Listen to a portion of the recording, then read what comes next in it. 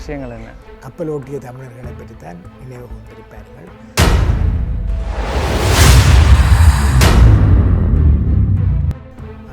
அதேபோல் நான் இதில் இன்னும் சொல்லலாம் என்றால்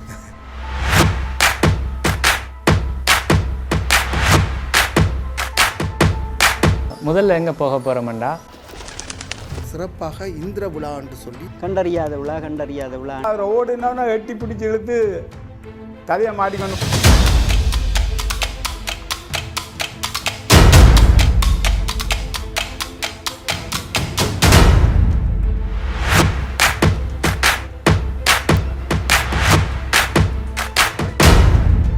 இன்னைக்கு நான் உங்களை கூட்டிகிட்டு போக போகிற இடம் பிரபாகரன் ஊராண்டு தான் கேட்பார்கள். அது அங்கே ஒரு காடு.